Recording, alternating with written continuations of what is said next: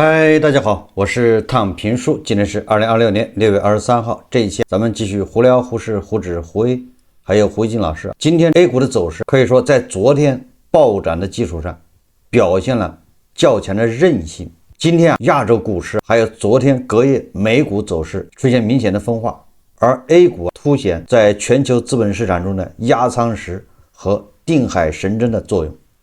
这一次再一次得到了淋漓尽致的发挥。我们来一起看一看。根据媒体报道截至收盘，沪指微跌 1.37%， 这属于主动回调，收回来的拳头打出去更有力。而深圳成指也是微调 3.17%， 创业板指数也是微调 3.84%。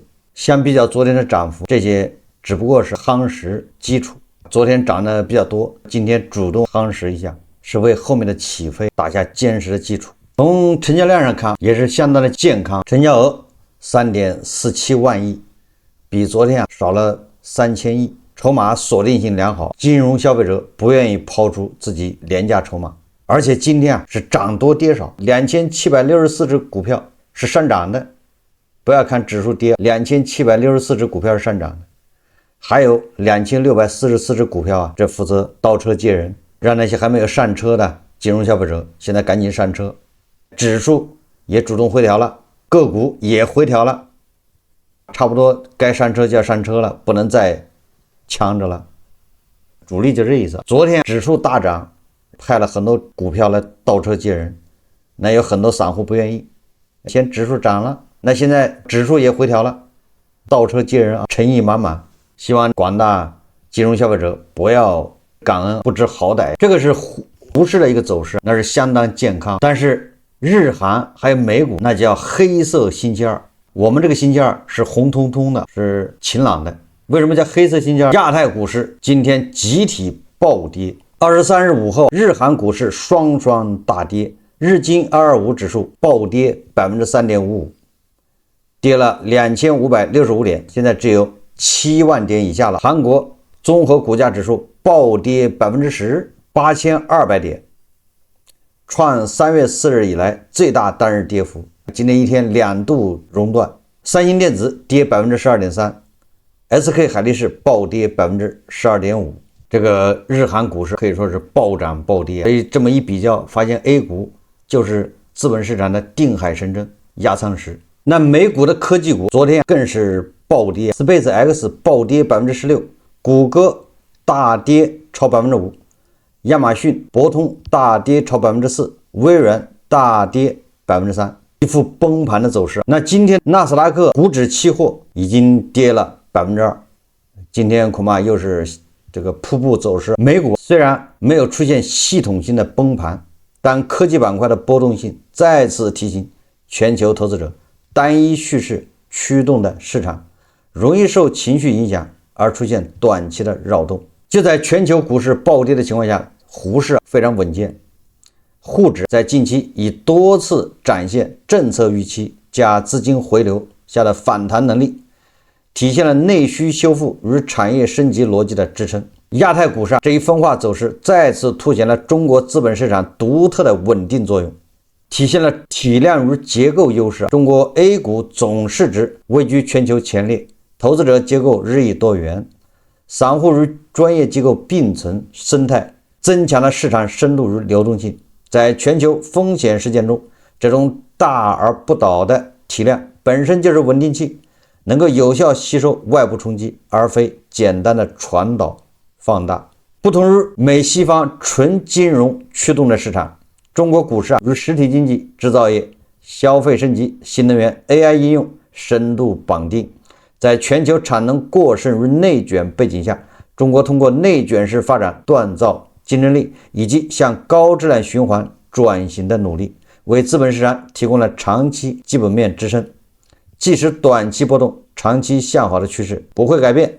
当全球资本市场仍处于地缘缓和与科技周期交织的复杂阶段呢，美股分化、日韩回调的背景下，中国股市的韧性再次证明其作为全球压舱石的价值。未来随着社会修复持续推进，消费潜力释放和科技创新成果转化，中国资本市场有望成为继续为全球提供稳定的锚点与增长机遇。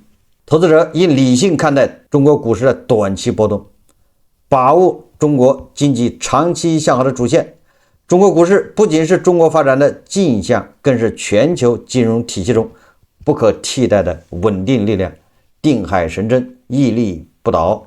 唱名这个每天要畅想资本市场光明论。当然了，也有一些老登是看空的，我们来批判一下。有一个老登6月23号叫联华资管首席投资官洪浩，他说 A 股将迎大级别调整。你看，这就是他唱空了。A 股大级别调整，那全球资本市场那不就崩盘了吗？我们是压30，定海神针，怎么能调整呢？他说一场大级别的技术调整将在未来2个月左右到来。他说对于 A 股 AI 板块，洪浩提醒，抛线式的上涨必然迎来抛线式的下跌。显然这是踏空了硅基的行情的，是吧？他认为这个 AI 是抛线式上涨，那么必然迎来抛线式下跌。不管涨和跌，反正手上没有筹码的韭菜好像没感觉，是吧？当前市场参与度极窄，上涨股票数与下跌股票数之比为1:3，仅少数权重股领涨。半导体板块估值已极度昂贵，市销率与市盈率发出警示信号。你看，这都是老登思维，是吧？人家 AI 板块、硅基板块不讲究市盈率，市盈率越高，越说明有前途，越说明空间巨大。他说，且部分公司盈利暴增源于 AI 资本开支短期订单，不能简单视为永久性增长。他预计一场大级别的技术调整渐行渐近，应该在未来2个月左右能看到，但调整不等于这一泡沫破灭。在配置策略上，洪浩建议投资者以安全为上，逢高减持获利盘，将资金轮动至此前没怎么上涨的红利板块，既可获取股息收入，也能在市场调整的时获得缓冲。那既然害怕，那为什么不存银行？存银行不就利息吗？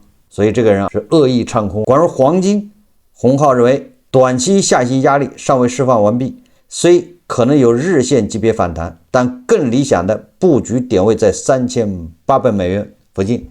现在黄金好像跌破4100了，是吧？最高5600，现在到4100，这个炒黄金的应该也是赢麻了，爽透了，这是透心凉啊！不知道去年参与炒黄金的那些人现在安好还在不在？我就说了，作为韭菜赚点钱很难，不要老想着去买个什么东西一买一卖赚钱，太难。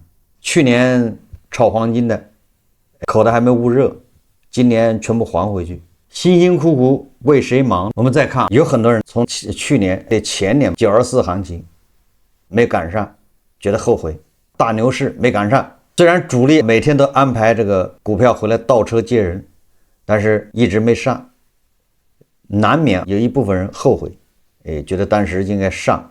但是这个数据告诉我们，上也不一定就好。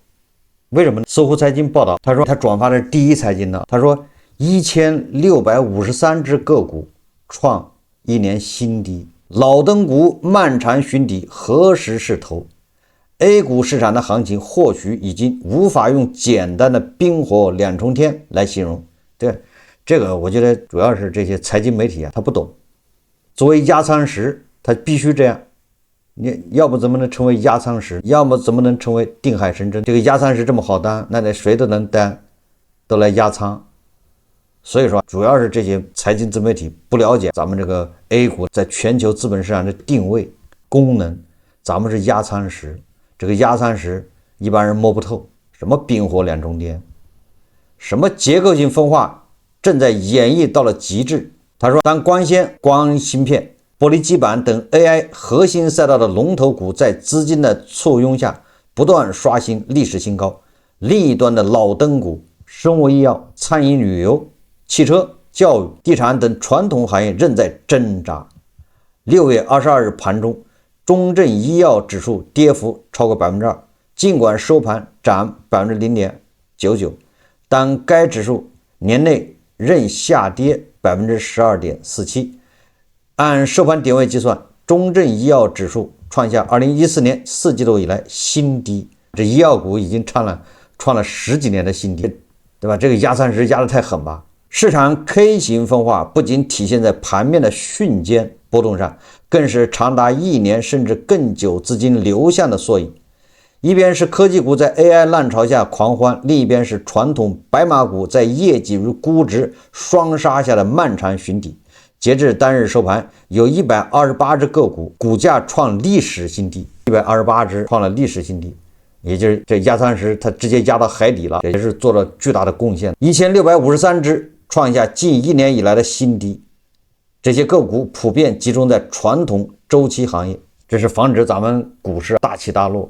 所以有一批股票，就1653只股票，它做出了牺牲，它用自己的这种往下坠来压住，来稳住这个大船。它稳住的不是咱们的资本市场，它稳住的是全球资本市场。所以说大家这格局要提高，要胸怀天下。你看，不要说普通韭菜，连私募的魔女李贝语不惊人死不休。那最近他也遇到麻烦了，因为他一样，他在大牛市里面，在这个压仓石里面，在咱们资本市场大牛市慢牛里面，他把自己变成了压仓石。但是你自己做压仓石可以，但是你的客户他也不太开心，他的私募这些客户，人家想像韩国股民那样的，要刺激，完了之后把钱拿去买豪宅，对吧？你在这做压仓石，那怎么回事？搜狐财经报道，他说私募魔女李贝称将坚守老登股，劝投资者慎重追 AI。 半夏李贝称 AI 泡沫破裂契机出现。近日，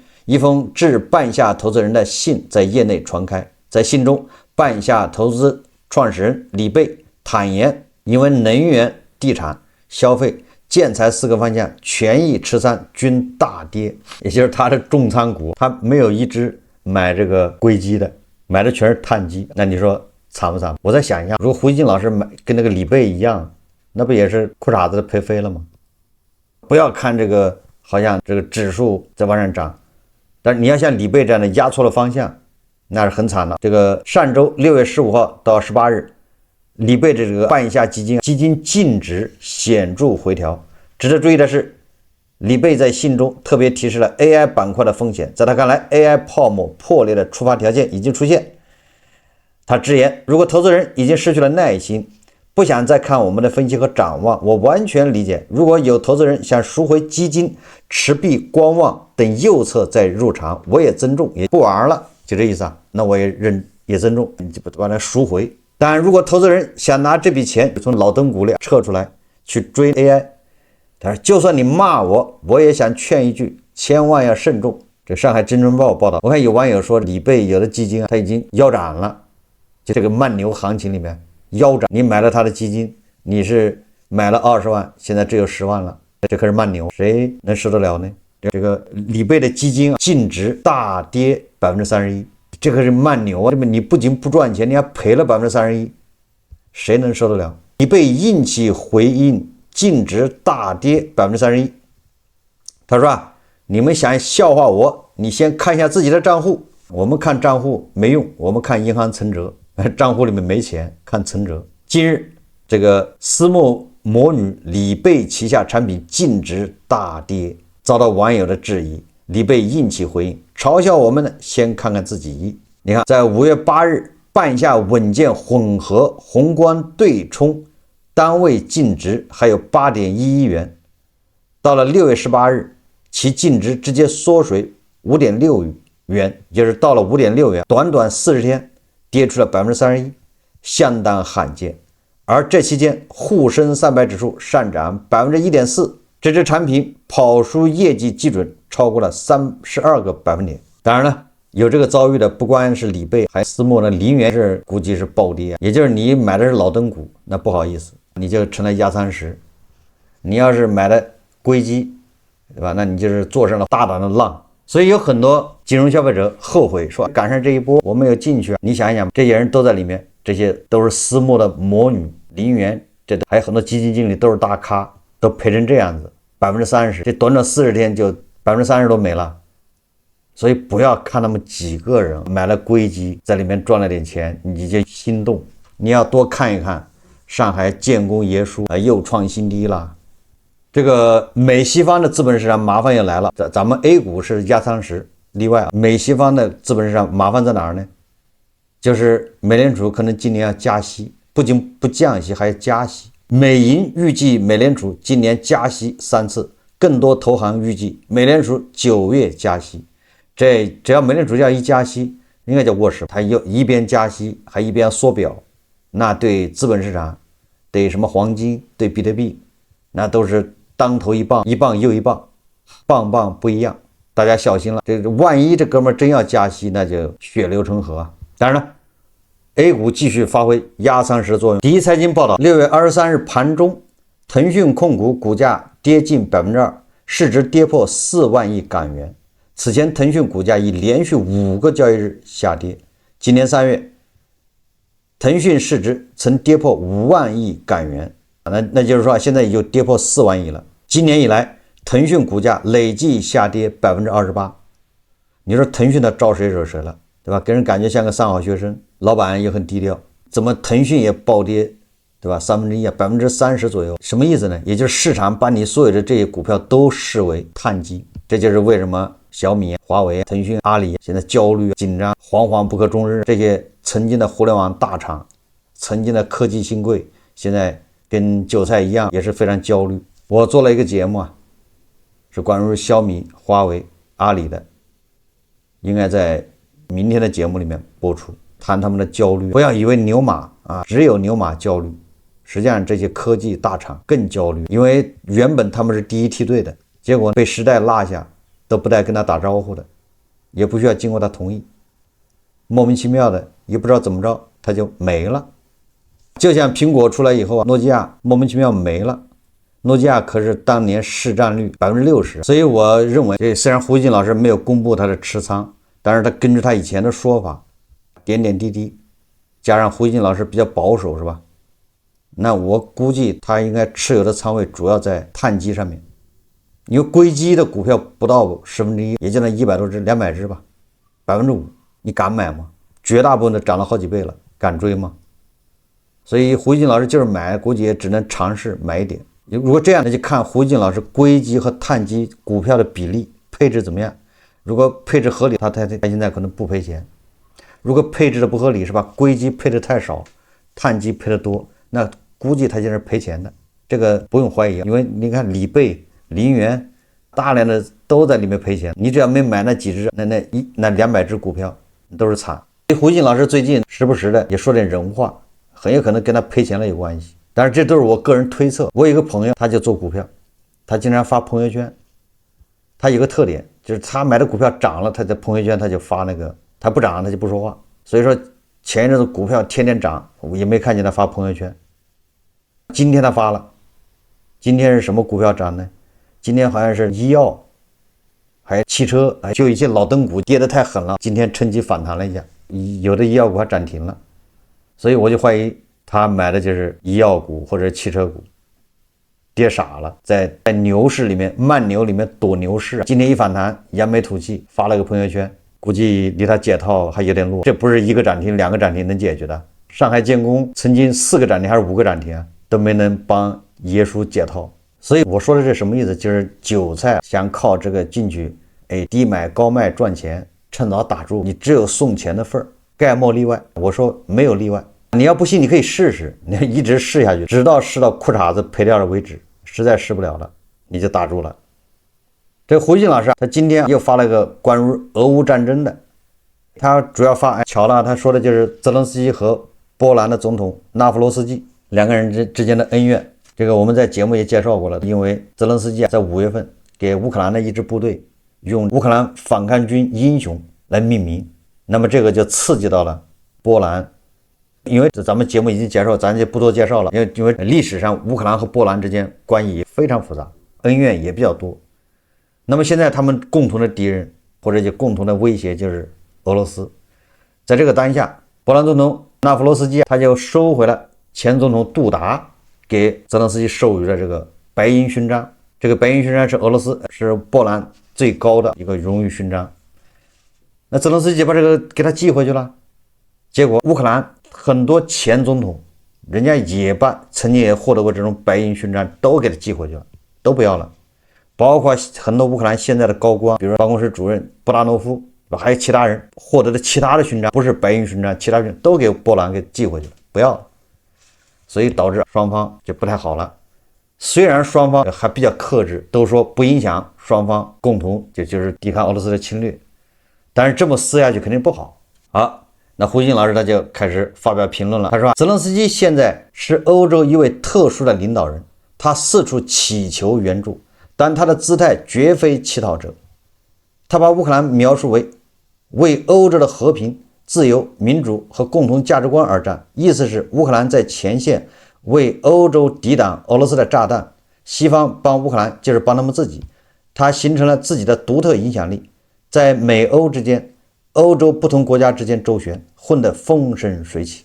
你看这胡锦老师，这文人坏就坏在这儿，他在这阴阳怪气。他说泽连斯基是四处乞求，但是明明是乞讨，但是也把自己打扮着不是乞讨。泽连斯基是各种高端论坛的常客，讲话很自信，有时也很大嘴。比如今年3月，泽连斯基开玩笑的建议把阻止欧盟向乌克兰提供援助的人地址告诉乌克兰军方，让军方用自己的语言与他沟通。这显然指的是匈牙利的时任总理鄂尔班。国家领导人之间岂能这样开玩笑？更何况泽连斯基与鄂尔班的关系一直紧张。欧盟委员会迅速发出声明，指出泽连斯基对欧盟成员国的威胁不可接受。欧盟委员会虽然做了上述表态，但鉴于欧盟的政策已经被泽连斯基绑架了，事后不了了之。所幸鄂尔班在之后不久竞选失利下台，否则的话匈牙利会跟泽连斯基没完。这就胡锦老师这个屁股就一直就坐在俄爹这边，挪都挪不开。那匈牙利在欧盟里面这个倒行逆施，专门跟乌克兰对着干的还少吗？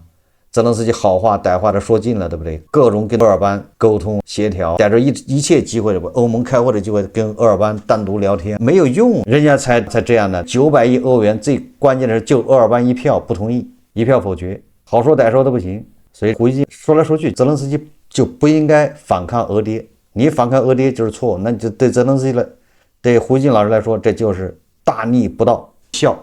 上周五，泽连斯基还在一个新闻发布会上冲白俄罗斯放炮。他声称白俄罗斯在白乌边境地区信号塔上安装了4处帮助俄罗斯无人机进行导航、信号中继和火力校正的装置。泽连斯基就此向白俄罗斯总统卢卡申科发出威胁。他说卢卡申科最好关闭这些设备，我想1周时间对他来说足够了。如果他没有这么做，我们就自己动手。这不仅仅是威胁，而且是对白俄罗斯下一周时间最后通牒。这难道有问题吗？你白俄罗斯已经参与了俄罗斯侵略乌克兰战争了，参与了，你已经实际把自己的领土领空提供给俄罗斯，那人家报复你不是正常吗？这胡锦老师也认为这个泽连斯基不应该。泽连斯基说了，卢卡申科怎么说他无所谓，怎么骂他批评他无所谓，但是你不能实际损害乌克兰的利益，就这么简单。你嘴上怎么说无所谓，你骂泽连斯基骂乌克兰都行，但是你不能损害乌克兰实际利益。损害实际利益，那他们就要维护，就要反击。后面胡锦要说，他说泽连斯基雄心勃勃，他希望带领乌克兰不仅赢得这场战争，还能在战后重塑国家在欧洲舞台上更加重要的地位。然而他能否如愿以偿，还要看他本人的战略智慧、政治手腕和领导能力。换句话说，他首先得能够成功当选战后乌克兰总统。然而这个问题是很不确定的。战争爆发后，泽连斯基有意外表现，他成功动员了乌克兰军队和民众的抵抗意志，同时又动员起整个西方对乌克兰的军事和财政支持，从而使得乌克兰能够与强大的自己数倍的俄罗斯形成今天的相持局面。然而乌克兰为什么要经历这场战争？那么多东欧国家都平安无事，战争的灾难为何要落到乌克兰头上？而且乌克兰毕竟死了那么多人，丢失了大量领土，最终北约还是进不去。你看胡锦老师就在这儿就是混淆视线，转移视线。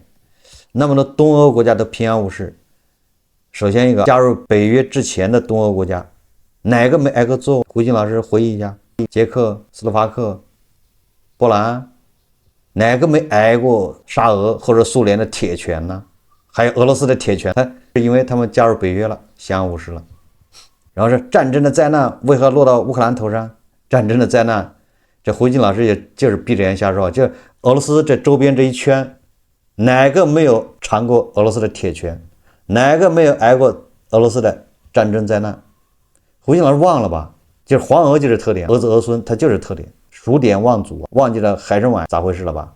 什么江东六十四屯、外蒙、唐努无两海，忘记了。你说这个时代太远了，那你格鲁吉亚招谁惹谁了？这就是黄俄儿子儿孙，他就选择性的失明。最后他说乌克兰毕竟死了那么多人，丢失了大量领土，最终北约还是进不去。问题是你只要乌克兰赢了，那还进入北约干啥呢？如果乌克兰赢了，不是靠双方谈判，如果战打到最后赢的，那就不需要加入北约了。那俄罗斯他已经想扶都扶不起来了。那时候胡锦老师恐怕也不愿意叫他爹了吧？说乌克兰民众接下来将如何对待泽连斯基？乌克兰历史将如何评价他？这场战争的最终结局将对答案产生影响。胡锦老师操心操多了，战的结局，不管是什么，乌克兰泽连斯基啊，民族英雄这个称号是有了。总体上，胡锦老师这个比几年前要好得多了。几年前那是俄爹必胜，毫无疑问。那现在已经开始承认战略相持了。我觉得更让人欣慰的是胡锦老师下面的评论。几年前像胡锦老师写这样的东西，那下面评论都是一边倒的，基本上清一色的儿子儿孙。而现在基本上儿子儿孙很少了，基本上都是正义必胜。好，这期节目咱们就聊到这里，感谢大家收看。如果喜欢我的节目，欢迎订阅转发，也可以在下方留言评论，谢谢大家。